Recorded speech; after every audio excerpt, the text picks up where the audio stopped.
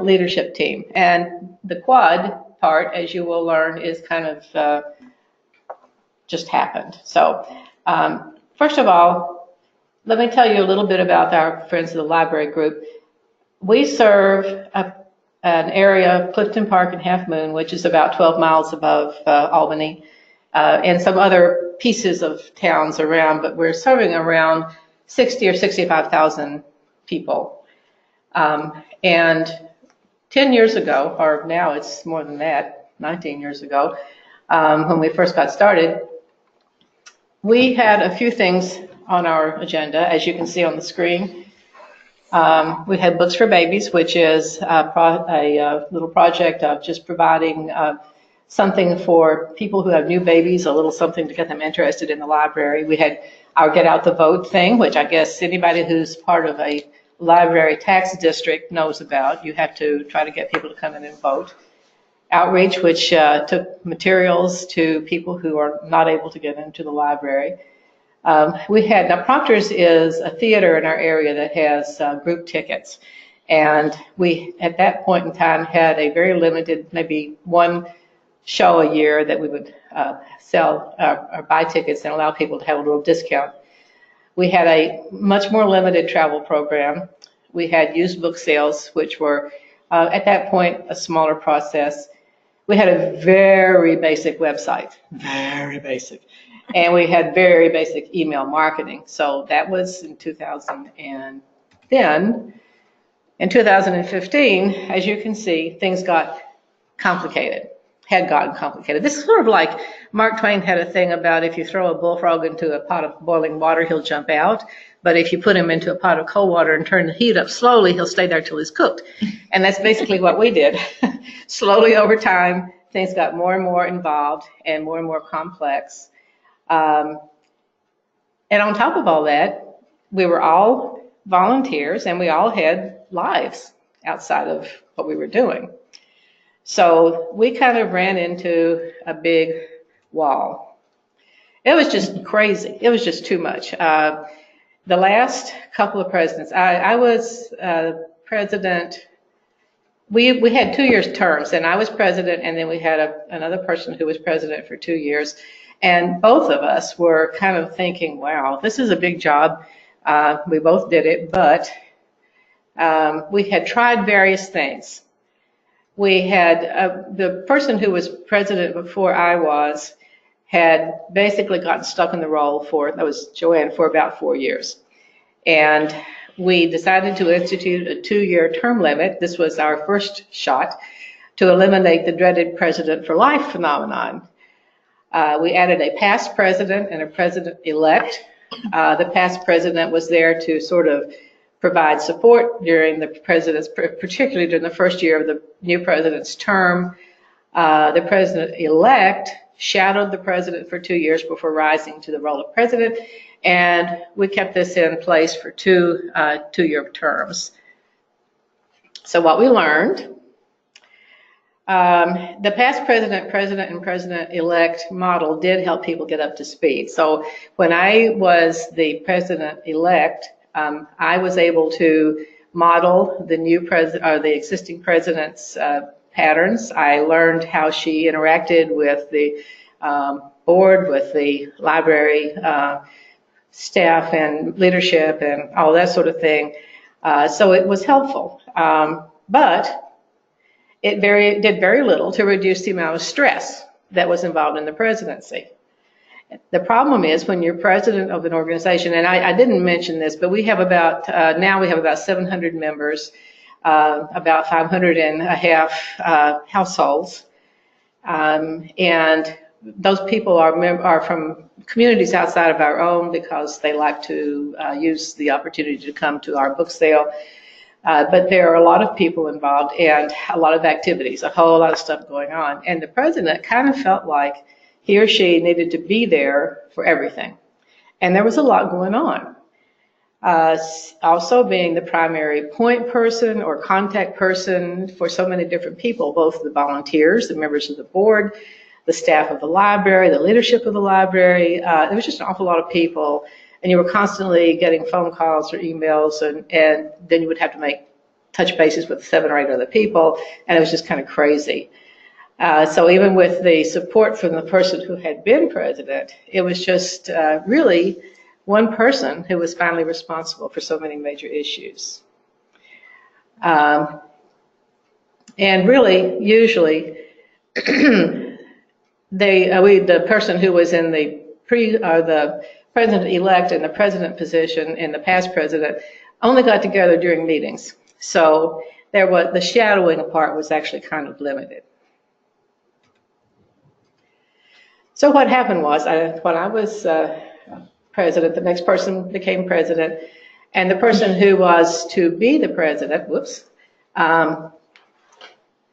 chose not to assume the presidency. And it's really not a choice on her part. The person who was supposed to be here today, and by the way, Sheila sends her regrets. Her sister is having surgery, so she is with her today and will not be with us. But Sheila Maroney was the president-elect, and also was the person who was doing our now quite complex and involved website and a number of other things to do with our social media and that sort of thing.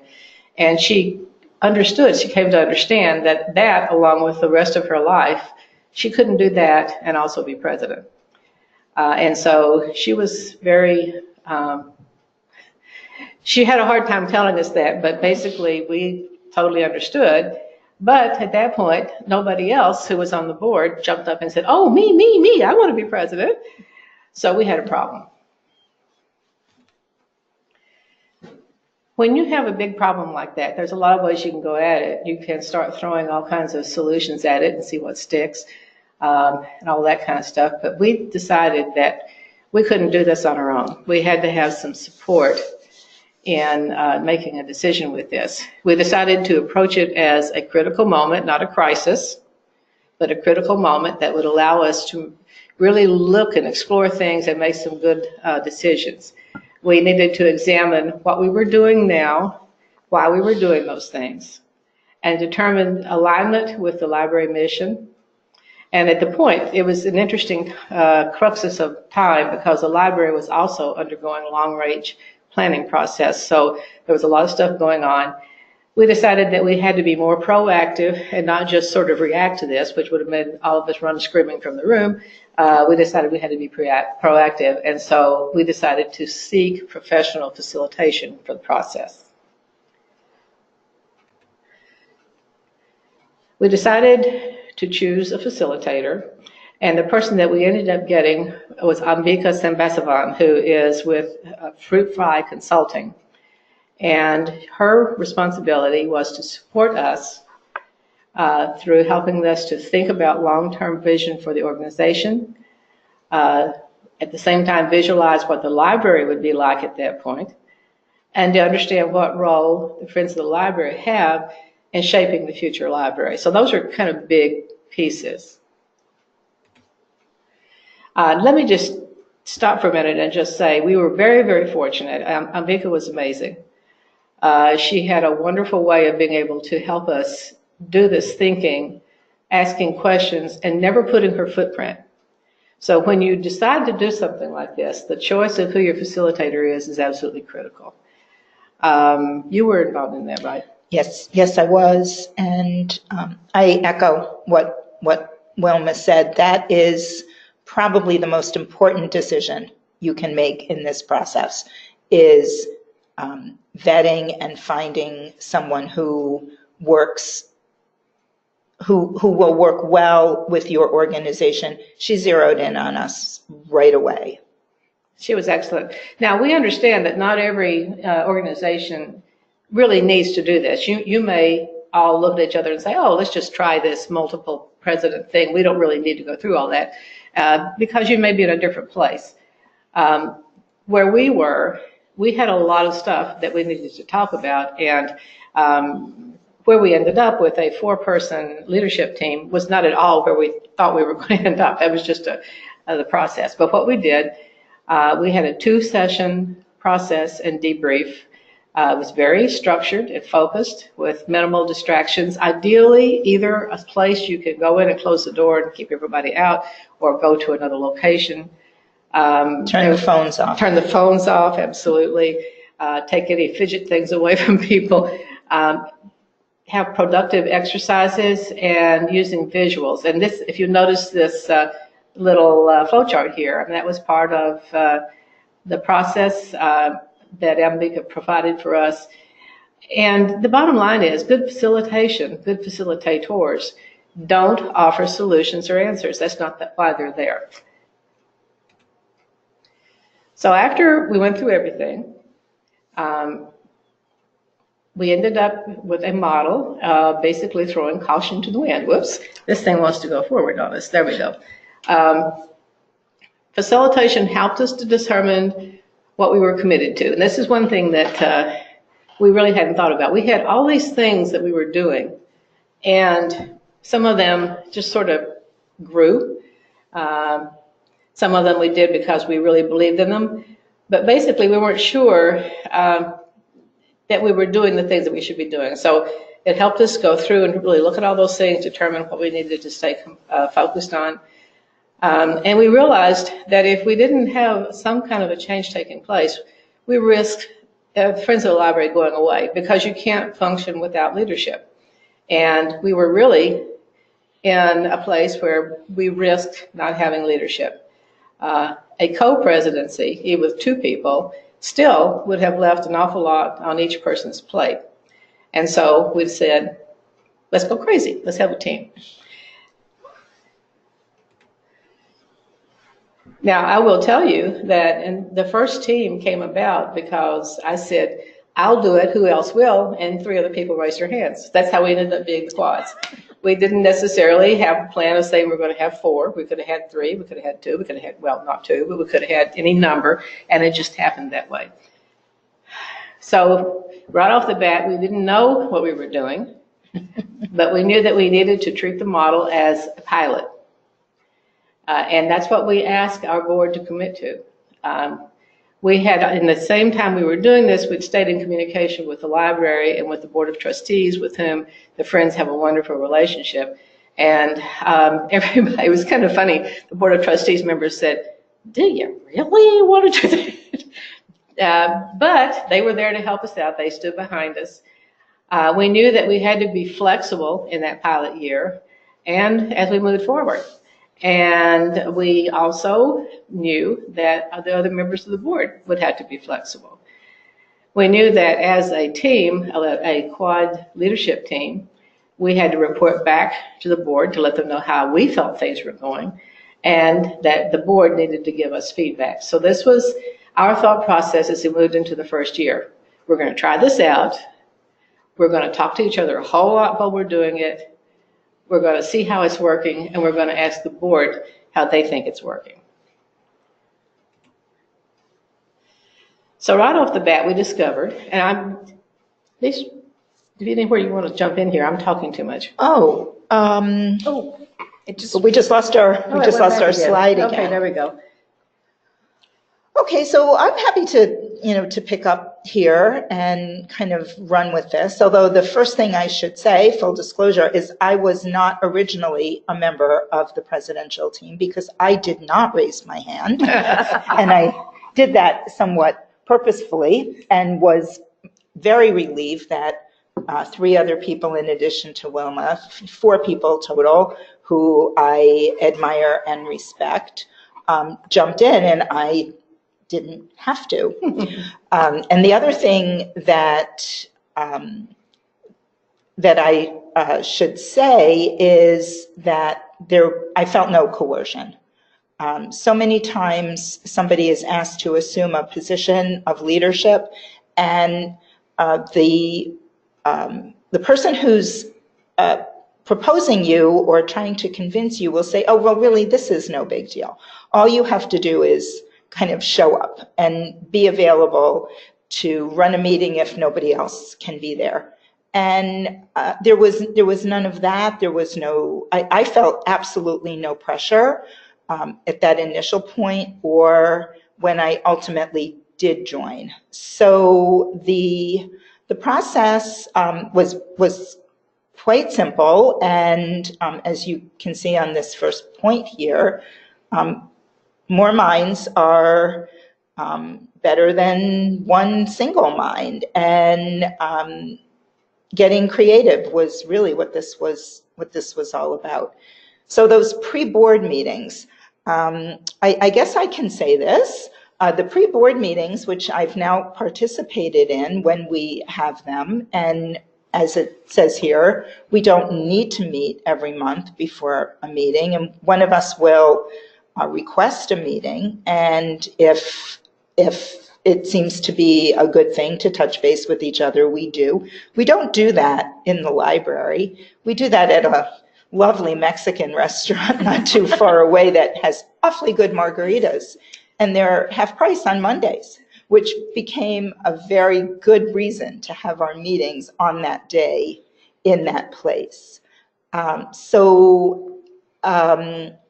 guess the bottom line on this slide here is that many minds are good.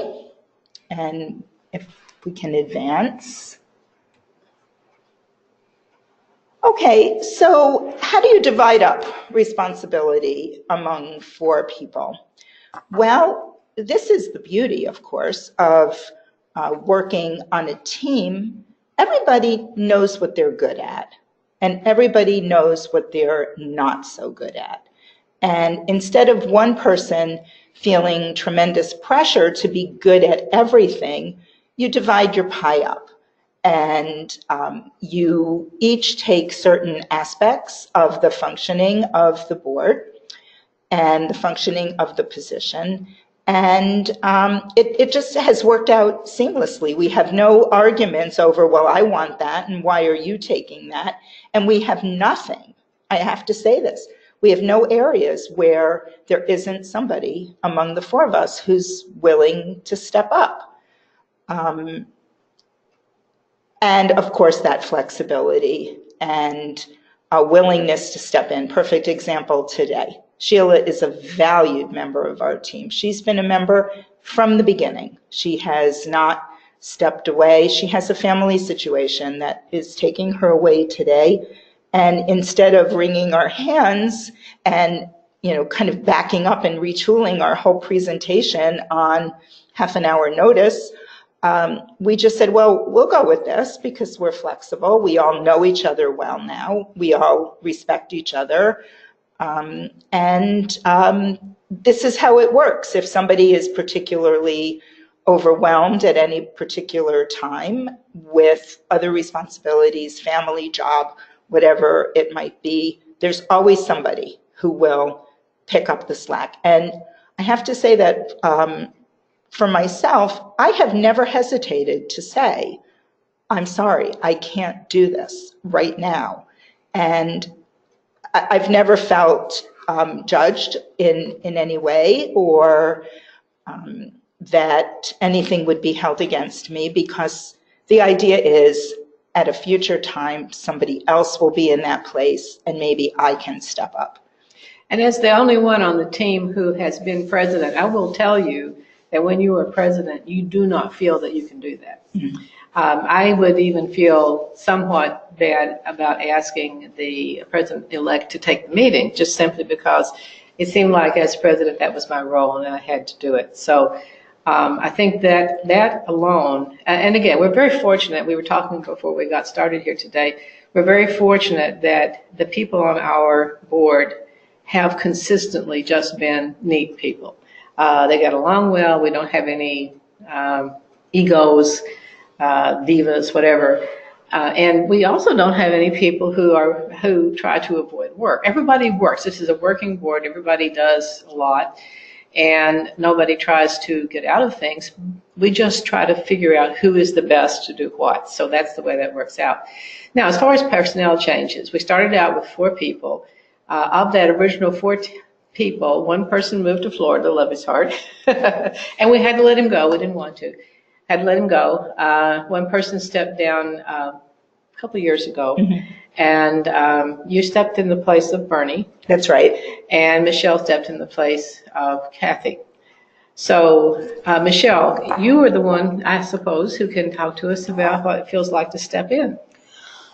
It's actually been pretty good. Everything that Rona said about not feeling pressured and always having somebody to back you up is phenomenal. When I was approached about coming on the board, I originally thought, oh, I don't know. And my husband said, 4 people, and you think that's going to be okay? And I was like, I worked with these people for just a couple of months. They seem like very nice people, and I'll give it a try. If it had just been maybe one other person, I think I would have felt like that frog in the pot. But you don't, cooking. yeah, slowly cooking. You don't feel like that. It's just very flexible. And as Rona said, I always feel like if I can't do something, I can say I can't do it. And I enjoy our Monday margaritas. Yes. But we're due for another one. Oh, yeah, we are. We just got to get that plan. That may sound silly, but I think that's important too, because the 4 of us get together usually when somebody's feeling overwhelmed, and the rest of us will agree that, we need to catch up. But it's a social thing too, and we have our margaritas and we chat, but we get work done. And I think that's an important part of having the 4 people. I agree. I think it just works. We genuinely like each other. Yeah. And that is critical when you're working this closely together. And I think even beyond that, we generally respect each other. I mean, genuine, not general. Genuinely respect each other and appreciate each other. So that's absolutely critical. And just to echo Wilma, not only the 4 of us, but everybody else who serves on this board, the egos get checked at the door.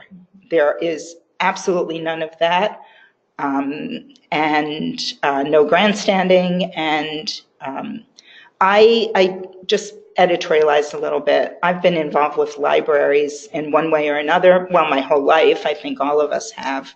As an employee since I was 16, when I started working as a library page at my public library.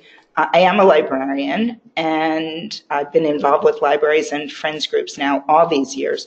I have never encountered a friends group that is like this one. This is a hardworking, dedicated board, and I wish that for all libraries. And I will say, and this is kind of a bird walk, but there's a reason why I think this particular friends group works as well as it does, and that is because the friends group existed first many years ago as a group of people trying to get enough money together to build a new library. And then after that happened, it disbanded. So about 22 years ago now, Kathy Adam Brown, who was one of the original quads, was basically asked by the current director to try to put together another friends group. And so she had the opportunity to go out and pick people who she thought would be congenial and capable and committed. And she pulled together a group of people, and they started out with the 3 legs of the stool thing, that the one leg was the administration and staff of the library, one was the board of trustees, and one was the friends. And equal in their own way. So that was the beginning, and that was the way it grew. We know what our role is, they know what their role is, and we're good about keeping ourselves engaged and friendly. And I think that makes a lot of difference in terms of who ends up on the board and how they function. So going back to the slides again, other things that happened, one of the things that we did, as I said earlier, was to look at what we were doing.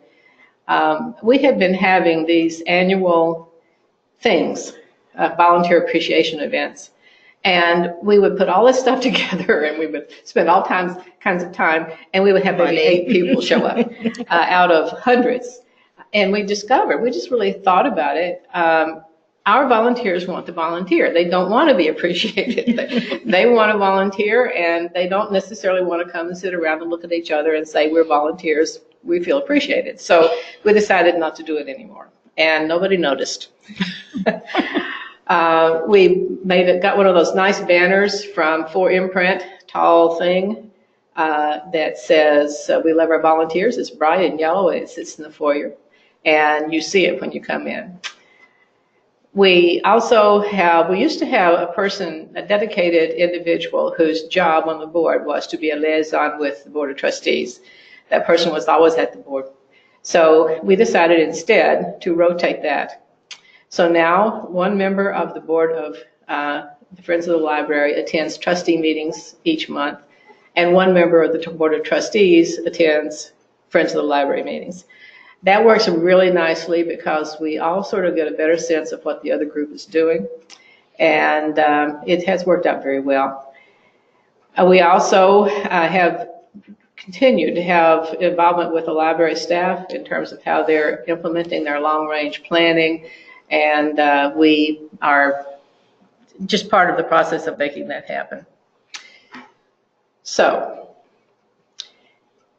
if you're interested in having a team leadership model, no matter how many people, whoops, there we go again, it's really important to have an exploratory process. I think you need to figure out who you are, what you're doing, and why. You don't have to do it quite to the level we did if you don't need to, but somehow you just need to figure out what is it we're doing, why are we doing it, should we continue to do it. It's important to have a neutral facilitator if you feel that you've got things to settle that you don't have answers to. Everybody has to be flexible, not just the members of the leadership team, but the members of the board as well, and the library as well. They need to understand what you're doing and why, and be able to accept it. We were lucky, it worked. But because we set it up as a pilot, we understood that if it didn't work, we could take a step back. So you need to start out that way. You need to say up front, this is a pilot.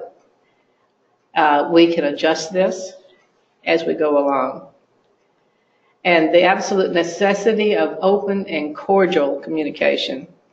Find a way to say what you need to say with each other in a way that is acceptable and that makes sense.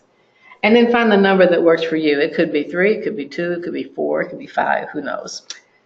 So we're at that point now where if you have questions.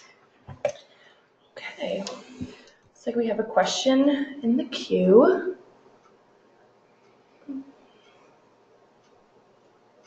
And will you guys be sharing the PowerPoint slides? I thought they went up on the website.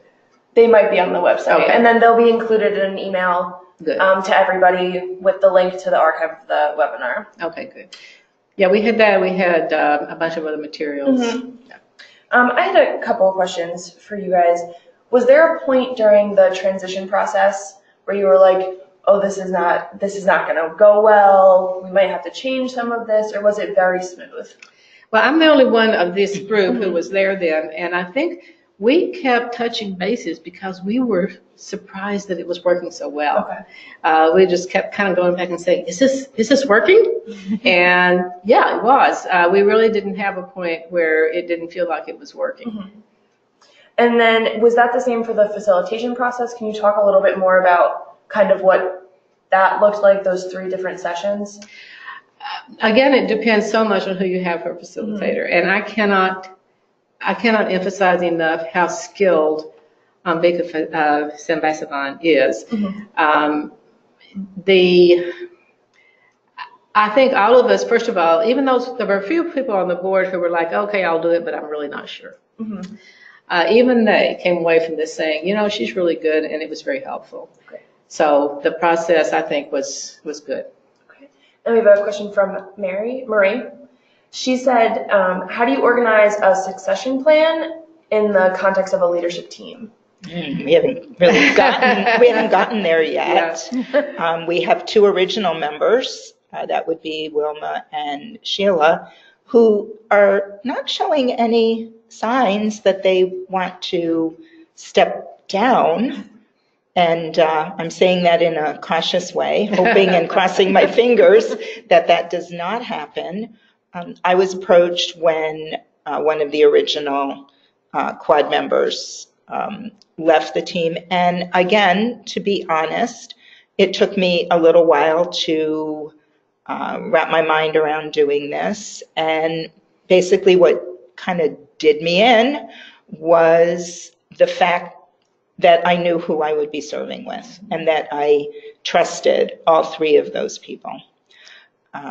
And then when it was, when somebody else needed to step down for various reasons, although she has not left the area and has remained a very active member of the board and is a former assistant director of the library, when she stepped down and Michelle stepped in, it just seemed like a very logical and smooth transition. And my expectation would be that if any of us do feel the need to step aside, and I hope that day does not come for a long time, I have just confidence in this board and the people on this board, and the fact that you're not 100%, and you're never expected to be 100%, it's just such a relief. The other thing about this, the interesting thing, we have always, I think everybody has these constant thoughts about succession, making sure we have the board members, making sure that, right now with most boards, part of the issue is simply how many of us have gray hair. And, it's a matter of needing younger people on the board. But we have had good fortune with advertising. That's how we got Michelle. That's how we got our new membership chair. And it kind of blew us away that we were able to put out a request on our email and on our Facebook page saying, this is what we need. This is what the person, and people sent us resumes. By the way, Michelle's is really fun. But people sent us resumes, and they were willing to sit down with us in an interview process. And we got some amazing people that way. We have now a couple of positions that have nothing to do with leadership that we're working to fill, and we're going to advertise again.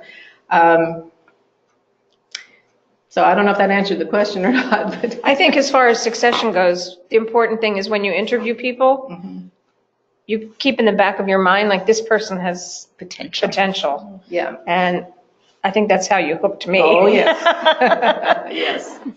This is a very good question that Yeah, I'm it is. seeing here. So do the quad do the duties that typically fall to officers like secretary or treasurer? No. No. Those are two Emphatically distinct- no. Emphatically, Right. definitely. Have you ever considered making those positions in this team structure, or are they better suited just as one person?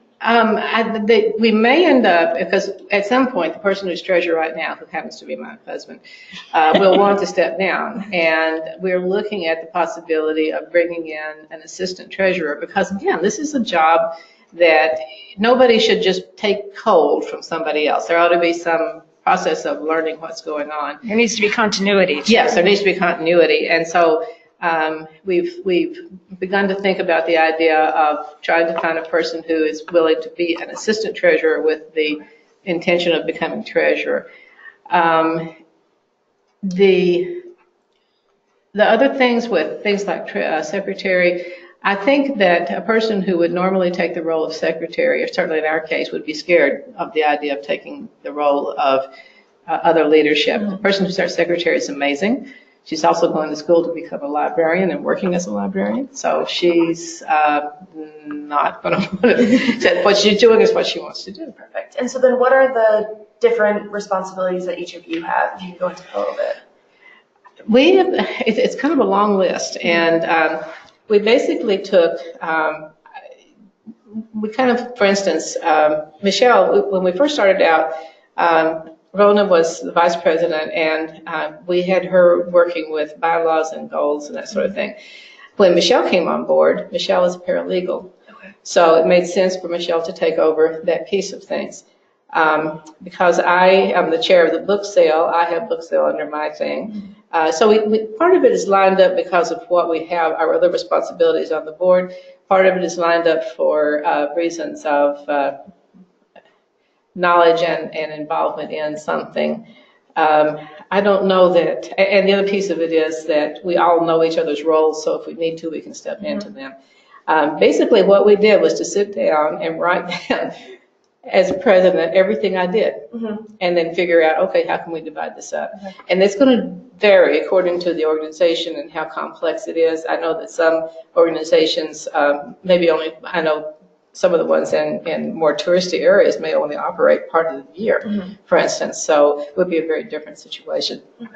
The other function that is so important to the leadership of any organization, of course, is the running of the meeting, the sending out the agenda, the calling for monthly reports. We have streamlined our process so well now that everybody sends a monthly report and in advance. And so it cuts way down on the extraneous discussion. If there's a point that needs to be discussed, of course, we don't shy away from that, but it makes our meetings much more efficient and much shorter. And much more fun. Exactly. So we don't sit and read everybody's monthly report at the meeting. We assume that people everybody should have done that in advance. So just in terms of the actual nuts and bolts of sitting at the front of the table and keeping the meeting in order, we take turns doing that as well. And I wouldn't say that if we have 11 meetings a year that everybody takes 3 meetings and somebody takes 4. We do divide it as equitably as we can, depending on who's available at any particular month. But that is something that each of us does. And then we have a bunch of questions about bylaws. Did you have to amend those or? Okay. We haven't amended them recently, but they're in pretty good shape. But we did have to amend them once, and since I've been on the board. And that was for the quad? It was to change wording in something to put the quad thing in there, make it more reasonable or clear. And it was not a hard process. Okay. And people always shy away from that, but it's more of a clerical process than anything else. It does help if you have somebody who's not afraid of legal language and all of that. Well, that's, Yeah. There was a bunch of questions about kind of how the bylaws process went. Was there like something specific that needed to be included? Yeah, I was just changing some language to make it more, the quad situation, a little clearer. Okay. We started out, in fact, when we first started this, we had made a change the previous year because we had, the previous piece, because at that point we had a president, a vice president, secretary, and treasurer. And we changed then to president-elect, president, past president, secretary, and treasurer. So it was from that point that we then did the final adaptation to allow for the quads. And we actually don't say anything about quads in there. We talk about leadership team. Yeah, leadership team. So that means that if for some reason, that's the other thing. I mean, if someone did find, like if Rona wins the lottery and moves to Tahiti, we could do it with 3 people. I wouldn't like doing it without Rona, but we could. So that's why we leave that a little flexible. You could just come and visit me at my island. Yeah. And I will remind everyone that their bylaws are posted on the NYLA website. It's under the webinar page, and I can send that to everyone again in our follow-up email. And I'll encourage everyone at this point to continue to get your questions in. And if you guys have anything else you want to add while we get some more questions rolling in. And I guess I have a quick question. Can you talk more about the structure of your entire board in general, how many people are on it, stuff like that? Right now, I think we have 17 or 18. And everybody has a role. Everybody is chair of something or the leadership of a team. We have such positions as social media, which may be not typical for a lot of boards. We have the person who manages the ticket process with proctors. We have a travel coordinator. We have Junior Friends. Junior Friends, yep. We have a Junior Friends group that we started a few years ago. It has really begun to take off very nicely, and Michelle is our chair of that. Membership, book sale. And an amazing PR person. Oh, yes. Who has devoted herself to this board and is stepping down. Yes. Vacancy. Actually, she is putting somebody in place, isn't she? No. We don't have a person yet. We're still looking. I misspoke. Vacancy. But the thing about it, this is another thing we did a few years ago, is to write our standard operating procedures. We ask every person who had a job to basically, and they don't all look exactly the same, but everybody wrote down basically what they need to do to make it work. And that means that when Toby decided that after 14 years it was time to maybe step away, she was able to provide us with a very detailed standard operating procedures for what she does. And that means that we can sit down with someone and say, this is the job. And then before, when you guys were talking about when someone steps away and then another person comes up, I'm assuming that's decided between the 4 people. Is that something that's kind of decided amongst the board in general? What does that process look like? It's a board thing, because that person has to be basically elected to the position. Okay, that was going to be my next question. Yeah. So the entire board will then elect on who steps up to the leadership team? Yeah. We re-elect every year. Okay. Yeah. And is that with every position? Yes. Everything's re-elected every year? Okay. Great. Okay.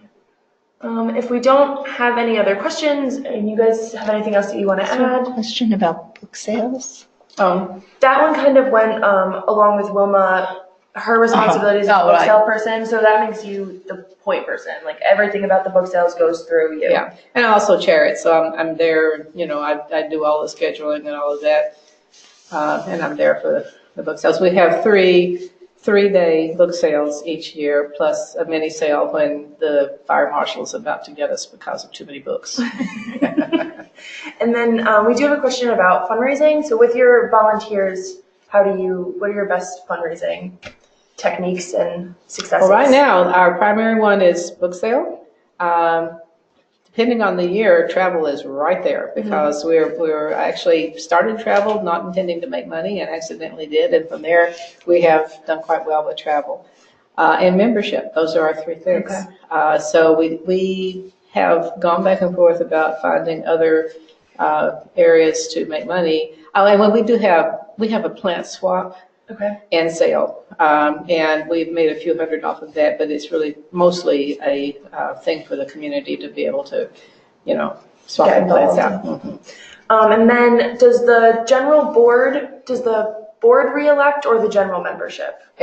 Well, the board elects, and then at our annual meeting, there's another vote. That's another thing we have a real hard time getting people to come to. So our annual meeting is this month, and if we're lucky, we'll have 4 or 5 members come in the board. So we have a vote, but we don't get a lot of participation. Mm-hmm. And can you go into travel a little bit more? What is that? I would love to talk about travel. How much time do you all have? So I see that one of the specific questions is bus trips. So yes, we do bus trips. Libraries, this is a long and proud tradition of part of the function of a library is to provide opportunities to visit museums or historic sites or places of interest. And so, yes, we do that. And again, we have a long history of doing that. And I'm really proud to say that I personally have an excellent relationship with with both of the assistant directors at the library. And since they're professional colleagues of mine, I work with one of our assistant directors to jointly plan a bus trip. We're putting the finishing touches on one. Right now, we'll be going to Cooperstown, which is about 2 hours away for us. And we're going to be going there in the beginning of June and exploring the Baseball Hall of Fame and also an option for one of the other museums in Cooperstown. So yeah, bus trips have been going on for many years. The other aspect of our travel program, which is actually the more lucrative one, is we do extended travel. We do one trip over the course of a calendar year, generally in the spring, although we're not hard and fast on that. I'm actually leaving with a group 2 weeks from tomorrow. We are going to Amsterdam in the Netherlands, and we'll be cruising the rivers and seeing the spring flowers. And it's, to me, I've always, this is why I was brought on the board. I was asked by my predecessor, who coordinated travel, very dedicated member of the Friends Board still, and a past president. I was asked if I would be willing to do this. And I said, well, let me think. Oh, yeah, definitely. Absolutely. So I just call this a win-win-win for the library. I work with a company that does not allow us to lose money on this because we have no minimums that we have to meet. So there's no loss, there's no expenditure for the Friends. There's a nice financial benefit to the Friends if we reach a critical point. But otherwise, there's no loss. So that's a win right there. And then, of course, the other aspect of the win, and as a librarian, I just believe that the library is so much more than the four walls, so much more than the building, that it's our mission to bring the library out into the community and out into the world. And so that's what we do. Really proud of our travel program and the number of people who've had opportunities to open their eyes, open their minds, go beyond the library, go beyond Clifton Park, Half Moon, go beyond New York State, go beyond the United States. It's fantastic. We've had, one of the things that's been really successful is the bus trip, and not a long one, but one of our members is a wonderful storyteller and a person who loves museums. And she has taken, we've taken bus trips to the Clark, and then she provides interpretation once we get there and does an absolutely amazing job. So it's kind of a neat opportunity for people to go in and see a show, but see more than just the surface of the show, because she does such a great job with it. Thank you so much for mentioning that, Wilma, because I am at this point also putting the finishing touch on that trip for this year with our storyteller, Kate. And so that will be happening. And it will be the Clark in Williamstown, which is just a little over an hour for us. I believe I see my name. Yes. No, you can't have her. I'm sorry. I would be very open to being contacted if... You're going to be doing a presentation. Yes, I will be doing a presentation at the NYLA conference, which is, of course, not until November, and it's in Saratoga Springs, which is my hometown. So I look forward to seeing anybody. It's for the Friends of the Library section, and I look forward to seeing anybody who's attending the NYLA conference. I'll be part of a panel, so there'll be other presenters as well.